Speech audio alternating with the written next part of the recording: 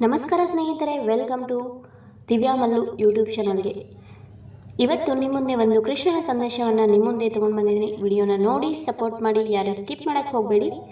ಜೀವನದಲ್ಲಿ ಏನಾದರೂ ಕಳೆದುಕೊಂಡೆ ಎಂದು ದುಃಖಿಸಬೇಡ, ಏಕೆಂದರೆ ನಿನ್ನ ಕರ್ಮ ಎಂದಿಗೂ ನಿನ್ನ ವಿರುದ್ಧ ಕೆಲಸ ಮಾಡುವುದಿಲ್ಲ.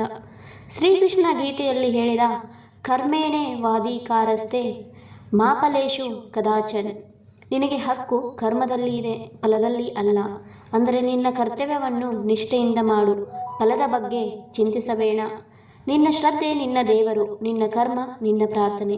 ಯಾವಾಗ ನಿನ್ನ ಮನಸ್ಸು ನಿಶ್ಚಲವಾಗಿರುತ್ತದೆ, ಆಗ ದೇವರ ವಾಣಿ ಕೇಳಿಸಿಕೊಳ್ಳುತ್ತದೆ. ಜಗತ್ತಿನಲ್ಲಿ ಏನು ಆಗುತ್ತಿದೆ ಎಂಬುದನ್ನು ನಿಯಂತ್ರಿಸಲು ನಿನಗೆ ಸಾಧ್ಯವಿಲ್ಲ, ಆದರೆ ನಿನ್ನ ಮನಸ್ಸಿನ ಸ್ಥಿತಿಯನ್ನು ನಿಯಂತ್ರಿಸಲು ನಿನಗೆ ಸಾಧ್ಯವಿದೆ. ಅದೇ ನಿಜವಾದ ಯೋಗ, ಅದೇ ಶ್ರೀಕೃಷ್ಣನ ಸಂದೇಶ. ಪ್ರತಿ ಸವಾಲು ನಿನ್ನ ಶಕ್ತಿ ಪರೀಕ್ಷಿಸಲು ಅಲ್ಲ, ನಿನ್ನ ನಂಬಿಕೆಯನ್ನು ಬಲಪಡಿಸಲು ಬರುತ್ತದೆ. ಯಾರು ನಿನ್ನ ವಿರುದ್ಧ ಮಾತನಾಡುತ್ತಾರೆ ಎಂಬುದನ್ನು ಗಮನಿಸಬೇಡ. ನಿನ್ನ ಕರ್ಮವೇ ಮಾತನಾಡಲಿ, ನಿನ್ನ ನಡತವೇ ನಿನ್ನ ಗುರುತು ಆಗಲಿ. ಶ್ರೀಕೃಷ್ಣ ಹೇಳಿದಂತೆ ಯೋಗಸ್ಥಃ ಕುರು ಕರ್ಮಾಣಿ, ಅಂದರೆ ಸಮತೋಲನ ಮನಸ್ಸಿನಿಂದ ಕೆಲಸ ಮಾಡು. ಸಂತೋಷ ಬಂದರೂ ಶಾಂತವಾಗಿರು, ನೋವು ಬಂದರೂ ಶಾಂತವಾಗಿರು. ಎಂದರೆ ದೇವರು ಯಾವಾಗಲೂ ನಿನ್ನೊಂದಿಗೆ ಇದ್ದಾನೆ. ನಿನ್ನ ಕರ್ಮ ಶುದ್ಧವಾಗಿದ್ದರೆ ಕಾಲವೇ ನಿನ್ನ ಪರವಾಗಿ ಬದಲಾಗುತ್ತದೆ. ನೀನು ನಿನ್ನ ಕೆಲಸವನ್ನು ನಿಷ್ಠೆಯಿಂದ ಮಾಡುತ್ತಿದ್ದರೆ ದೇವರು ನಿನ್ನ ಹೆಜ್ಜೆಗಳನ್ನು ನಿನ್ನ ಗುರಿಯುತ್ತ ಕರೆದೊಯ್ಯುತ್ತಾನೆ. ಕರ್ಮದಲ್ಲಿ ನಂಬಿಕೆ ಇಟ್ಟುಕೊಂಡವನು ಎಂದಿಗೂ ಸೋಲುವುದಿಲ್ಲ, ಏಕೆಂದರೆ ಕಾಲವೇ ಅವನ ಪರವಾಗಿ ಕೆಲಸ ಮಾಡುತ್ತದೆ. ಶ್ರೀಕೃಷ್ಣನು ಹೇಳಿದ ಯಥೋ ಧರ್ಮಸ್ಥತೋ ಜಯ, ಅಂದರೆ ಧರ್ಮದ ಕಡೆ ನಡೆಯುವವನಿಗೆ ನಿಜವಾದ ಜಯ ಸಿಗುತ್ತದೆ. ಅದು ತಕ್ಷಣವಾಗಲಾರದು, ಆದರೆ ಯಾವಾಗಲಾದರೂ ನಿಶ್ಚಿತವಾಗಿಯೂ ಬರುತ್ತದೆ. ಮನುಷ್ಯನು ಯಾವಾಗ ಫಲದ ಲಾಲಸೆಯಿಂದ ಕರ್ಮ ಮಾಡುತ್ತಾನೋ ಅವನಿಗೆ ಅಶಾಂತಿ ಸಿಗುತ್ತದೆ.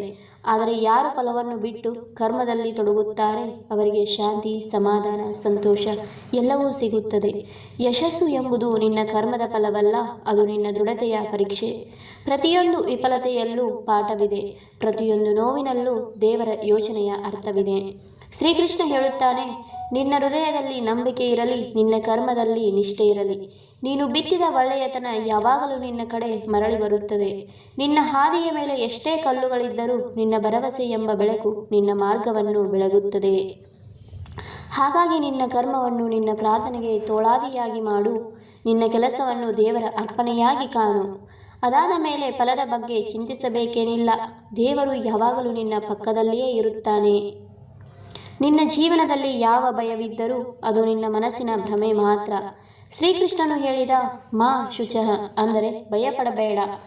ನೀನು ಸತ್ಯದ ಮಾರ್ಗದಲ್ಲಿ ನಡೆಯುತ್ತಿದ್ದರೆ ದೇವರೇ ನಿನ್ನ ಹಿಂದೆ ನಿಂತು ನಿನ್ನನ್ನು ರಕ್ಷಿಸುತ್ತಾನೆ. ಭಯವು ನಿನ್ನ ನಂಬಿಕೆಯನ್ನು ಕಸಿದುಕೊಳ್ಳುತ್ತದೆ, ಆದರೆ ನಂಬಿಕೆ ಭಯವನ್ನು ನಾಶ ಮಾಡುತ್ತದೆ. ನಿನ್ನ ನಂಬಿಕೆಯನ್ನು ಬಲಪಡಿಸು, ಭಯವೆಂಬ ಕತ್ತಲೆಯು ಸ್ವತಃ ಮಾಯವಾಗುತ್ತದೆ. ಶ್ರೀಕೃಷ್ಣನು ಅರ್ಜುನಿಗೆ ಹೇಳಿದ ಯೋಗಸ್ಥಃ ಕುರು ಕರ್ಮಾಣಿ, ಸಮತೋಲನ ಮನಸ್ಸಿನಿಂದ ಕರ್ಮ ಮಾಡು. ಯುದ್ಧದ ಮೈದಾನದಲ್ಲೂ ಶಾಂತವಾಗಿದ್ದ ಅರ್ಜುನನೇ ನಿಜವಾದ ಯೋಗಿಯಂತೆ ಕೆಲಸ ಮಾಡಿದ. ಶಾಂತಿ ಅಂದರೆ ಮೌನವಾಗಿರುವುದಲ್ಲ, ಯುದ್ಧದ ಮಧ್ಯದಲ್ಲಿಯೂ ಮನಸ್ಸು ನಿಶ್ಚಲವಾಗಿರುವುದೇ ನಿಜವಾದ ಶಾಂತಿ. ಜೀವನದಲ್ಲಿ ಪ್ರತಿ ಸವಾಲು ನಿನ್ನ ಶಕ್ತಿಯನ್ನು ತೋರಿಸಲು ಅವಕಾಶ. ನಿನ್ನೊಳಗಿನ ಕೃಷ್ಣನ ಧ್ವನಿ ಹೇಳುತ್ತದೆ, ನೀನು ಏಕಾಂಗಿಯಲ್ಲ, ನಾನು ನಿನ್ನೊಳಗೆ ಇದ್ದೇನೆ. ಆ ಧ್ವನಿಯನ್ನು ಕೇಳು, ನಿನ್ನ ಆತ್ಮದ ಶಬ್ದವನ್ನು ನಂಬು.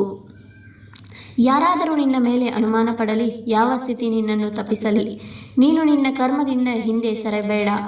ದೇವರು ನಿನ್ನ ಪ್ರಯತ್ನವನ್ನು ನೋಡುತ್ತಿದ್ದಾನೆ, ಅವನ ಸಮಯ ಬಂದಾಗ ನಿನ್ನ ಕರ್ಮದ ಫಲವನ್ನು ನೀಡುತ್ತಾನೆ. ಹೀಗಾಗಿ ನಿನ್ನ ಹೃದಯದಲ್ಲಿ ಧೈರ್ಯವಿರಲಿ, ಮನಸ್ಸಿನಲ್ಲಿ ಶಾಂತಿಯಾಗಿರಲಿ, ಯಾಕೆಂದರೆ ನಿನ್ನ ಹಾದಿಯ ಹಿಂದಿರುವ ಶಕ್ತಿ ಅದೇ ಶ್ರೀಕೃಷ್ಣ. ಇವತ್ತಿನ ವಿಡಿಯೋ ಇಷ್ಟವಾದರೆ ಲೈಕ್ ಮಾಡಿ, ಶೇರ್ ಮಾಡಿ, ಕಮೆಂಟ್ ಮಾಡಿ.